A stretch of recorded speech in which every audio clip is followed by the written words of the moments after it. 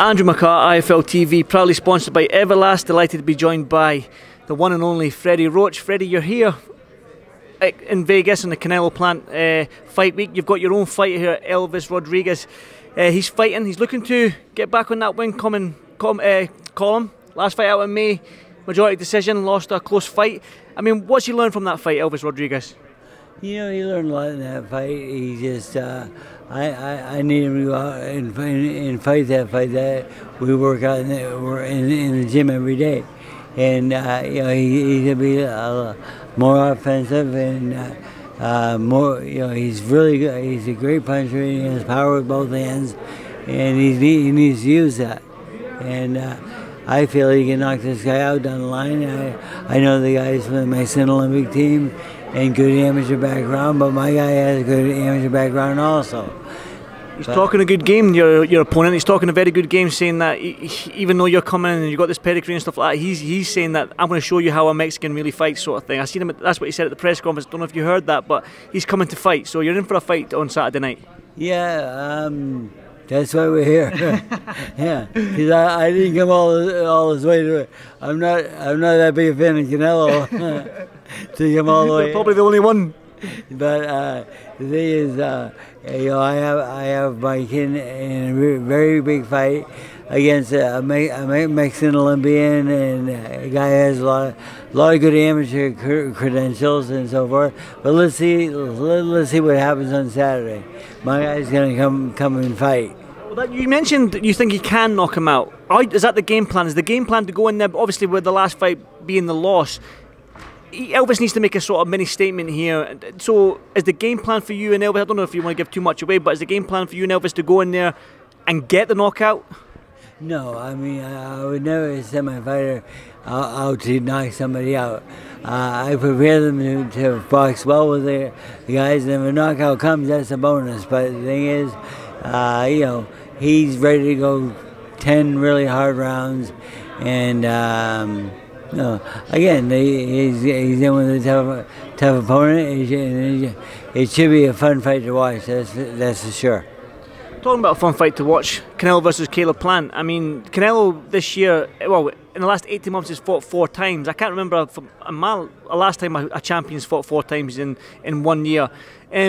What do you make of this fight here, Canelo versus Caleb Plant? You know, Plant can box a little bit. He's a good jab. He boxes well, but I think Canelo might be just a little bit too strong for him. And, you know, fighting 4 times in that short period activity is the best thing in the world for fighters.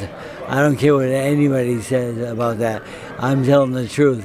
Activity is great, and that's why I favor him to win this fight. By knockout? Do you see a knockout with Canelo? I mean, like right now he's got that aura of invincibility around him, Canelo. It seems like he's unbeatable. You had that with Pacquiao back in the early 2010s and stuff like that aura of invincibility. So, do you think he will knock Caleb Plant out? I don't know about that. You know, Caleb's a good boxer. He's going to try to outbox him and use that jab and so forth. I'd like to see if I go the distance, but you know, Canelo is a big puncher and he's very dangerous, and so I mean, again, that's what makes the fight even more exciting. You know, so I'm definitely going to stay for this one. Yeah, good man, David. If he wins this fight, man, David Benavidez fight could be tasty, could be next, and that's a fight that, as a boxing fan, we want to see. Benavidez has been sparring in my gym for the last month.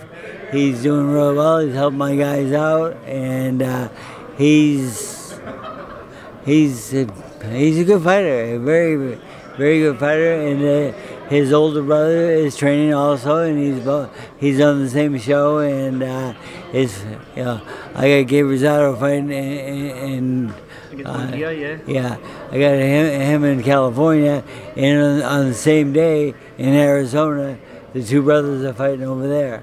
So busy time for you, Freddie. Busy time. Should be fun. Talking about busy time, and I've got a little question for you. Anthony Joshua was over in the States a wee while ago. Well, 3 weeks ago, 4 weeks ago. He was visiting different gyms in the US, looking at different trainers and stuff like that. If Anthony Joshua came to you and asked, it might be a dumb question, Freddie, would you train me? What would your answer be? Yeah. That's simple. You know, I tell him, I say, you know where my gym is, you know, because I do run into him once in a while, and he's a character, and I says, all you have to do is come home. Come home. Yeah. It would be home for him. Definitely.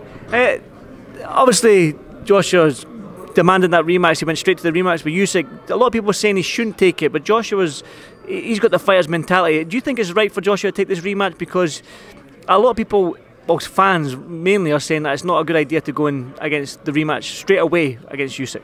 You know, it's in the contract, and the thing is, I'm tired of guys doing what's not in the contract, and like the fighters out there, like they're popular people for some reason because a bunch of little kids like them and so forth. So they get these big fights and this big money and so forth. I like when the best fights the best, and that's what we need. The best fighters fighting the best fighters. Definitely, and I totally agree with you. One final one, I did mention Pacquiao there and stuff like that. I mean, a good friend of yours, a fighter that you've had for many, many years. I mean, the time was going to come that he had to retire, and it's a sad day for boxing. But for you, just tell me about Pacquiao and his retirement, what he did for the sport. Yeah, his retirement was it was kind of sad because he broke out in tears, and a lot of it towards the end of his retirement speech. But it's what he's doing it for his family, and because his family doesn't want to see him get hurt, and they want to boxing is a rough sport and so forth.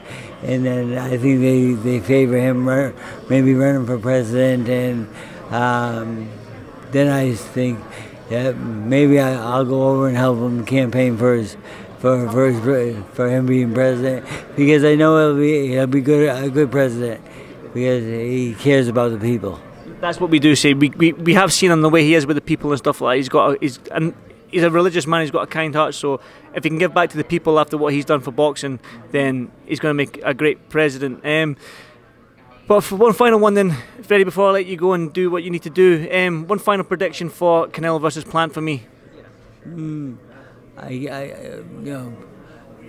Canelo's definitely the favorite, but I know Plant can box, and I don't think the fight will end quickly, that's for sure. But it'll be a good fight till the end. Definitely. Well, I'm going to put a bet on Canelo, I think, maybe. Do you think that's a good idea? Since I don't gamble no more. See, I don't gamble either, because I'm real bad at it.